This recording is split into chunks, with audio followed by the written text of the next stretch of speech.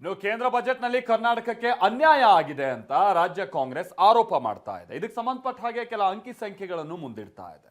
ಆದರೆ ಬಿಜೆಪಿ ನಾಯಕರುಗಳು ಮಾತ್ರ ರಾಜ್ಯಕ್ಕೆ ಯಾವುದೇ ಅನ್ಯಾಯ ಆಗಿಲ್ಲ, ಇನ್ಫ್ಯಾಕ್ಟ್ ಹಿಂದಿನ UPA ಸರ್ಕಾರ ಇದ್ದಂಥದಕ್ಕಿಂತ ಈಗಿನ NDA ಸರ್ಕಾರಗಳು ಹೆಚ್ಚಿಗೆನೇ ಕೊಡ್ತಾ ಇದೆ ಅಂತ ಹೇಳ್ಕೊಂಡ್ಬಿಟ್ಟು ಲೆಕ್ಕ ತೋರಿಸ್ತಿದ್ದಾರೆ.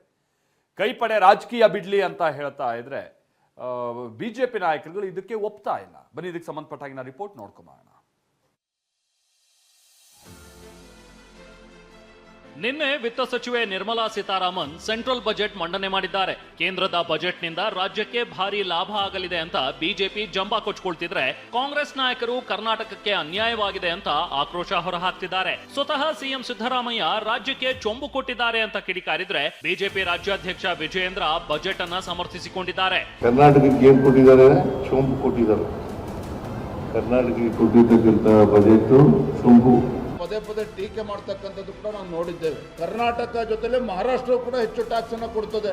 ಹಾಗಂತೇಳಿ ಕರ್ನಾಟಕಕ್ಕೆ ಅನ್ಯಾಯ ಮಾಡಬೇಕು ಅಂತಲ್ಲ. ಅತ್ತ ಕೇಂದ್ರ ಸಚಿವ ಪ್ರಹ್ಲಾದ್ ಜೋಶಿ ರಾಜ್ಯಕ್ಕೆ ಭಾರಿ ಲಾಭ ಆಗಲಿದೆ ಅಂದ್ರೆ ಸಚಿವ MB ಪಾಟೀಲ್ ಜನರ ಮುಂದೆ ಯಾವ ಮುಖ ಇಟ್ಕೊಂಡು ಬರ್ತೀರಿ ಅಂತ ಪ್ರಶ್ನಿಸಿದ್ರು. ಸಂತೋಷ್ ಲಾಡ್ ಬುದ್ಧಿವಂತರೆಲ್ಲ ಬಿಜೆಪಿಯಲ್ಲೇ ಇದ್ದಾರೆ ಅಂತ ಲೇವಡಿ ಮಾಡಿದ್ರು. ಶೇರು ಬಹಳ ಚೆನ್ನಾಗಿ ಇನ್ಕ್ರೀಸ್ ಆಗ್ತದೆ. It will be a good boost for Karnataka. Policy ಆದಾಗ ನಮ್ಮ ರಾಜ್ಯಕ್ಕೆ ಅನ್ಯಾಯ ಆಗಿದೆ ಅಂತಂದ್ರೆ ಹೇಳ್ಬೋದು. ಈಗ this has proven that this is going to benefit Karnataka. High speed ನಮಗೆ ಲಾಭ ಆಗ್ತದೆ. ಕೊಕೊನಟ್ಟು ಹೈಯೆಸ್ಟ್ ಲಾಭ ನಮಗಾಗ್ತದೆ. ಆನಂತರ AI ಹೈಯೆಸ್ಟ್ ಲಾಭ ಅಂದರೆ ಟೆಕ್ನಾಲಜಿ ಓರಿಯೆಂಟೆಡ್ ಏನಿದೆ ಅದು ನಮಗೆ ಲಾಭ ಆಗ್ತದೆ. ಬಯೋಫಾರ್ಮಾ ನಮ್ಗೆ ಲಾಭ ಆಗ್ತದೆ. ಈಗ ಯಾವ್ದು ರಾಜ್ಯಕ್ಕೆ ಹಿಂಗೆ ಸ್ಪೆಸಿಫಿಕ್ ಆಗಿ ಹಿಂಗೆ ಅಂತ ಯಾವುದು ಅನೌನ್ಸ್ಮೆಂಟ್ ಮಾಡಿರಲ್ಲ. ರೈತರಿಗಾಗಲಿ ಯುವಕರಿಗಾಗಲಿ ಗ್ರಾಮೀಣಾಭಿವೃದ್ಧಿಗಾಗಿ ಏನು ಕೂಡ ಕೊಟ್ಟಿಲ್ಲ. ಪ್ರಹ್ಲಾದ್ ಜೋಶಿ ಮತ್ತು ಸೋಮಣ್ಣ ಅವರು ಯಾವ ಮುಖ ಹೊತ್ಕೊಂಡು ಒಂದು 4 ಜನರ ಹತ್ರ ಬರ್ತಾರೆ.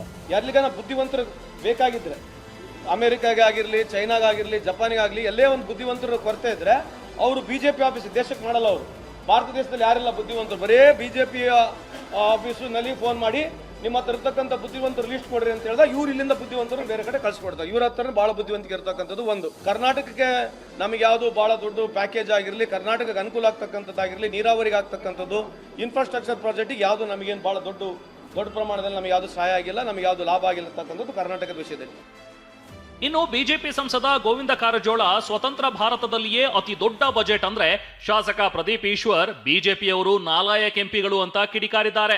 53,50,000 ಕೋಟಿ ಬಜೆಟ್ ಬಹುಶಃ ಸ್ವತಂತ್ರ ಭಾರತದ ಇತಿಹಾಸದಲ್ಲಿ ಇಷ್ಟೊಂದು ದೊಡ್ಡ ಮೊತ್ತದ ಬಜೆಟನ್ನು ಮಂಡನೆ ಮಾಡಿರ್ತಕ್ಕಂಥದ್ದು ನರೇಂದ್ರ ಮೋದಿಜಿಯವರ ಸರ್ಕಾರ ಒಂದು ಶ್ರೇಯಸ್ಸಿಗೆ ನರೇಂದ್ರ ಮೋದಿಜಿಯವರು ಪಾತ್ರರಾಗಿದ್ದಾರೆ. ಜಾಸ್ತಿ ಟ್ಯಾಕ್ಸ್ ಕಟ್ಟೋ ಕರ್ನಾಟಕಕ್ಕೆ ಮೋಸ, ಕರ್ನಾಟಕಕ್ಕೆ ಚೊಂಬು ಕೊಟ್ಟಿದ್ದಾರೆ ಬಿಜೆಪಿಯವರು. ನಾಲಾಯಕ್ ಬಿಜೆಪಿ ಸಂಸದರು ಅವ್ರಿಗೆ ಮಾನ ಮರ್ಯಾದೆ ಯೋಗ್ಯತೆ ಏನಾದರೂ ಇದ್ದರೆ ಕರ್ನಾಟಕದ ಜನ ಋಣ ತೀರಿಸಬೇಕು ಅಂತ ಅವ್ರಿಗೇನಾದರೂ ಅನಿಸಿದ್ರೆ ಸೆಂಟ್ರಲ್ ಗೌರ್ಮೆಂಟ್ನ ಮೋದಿ ಅವ್ರನ್ನ ಅವ್ರು ಪ್ರಶ್ನೆ ಮಾಡಬೇಕು.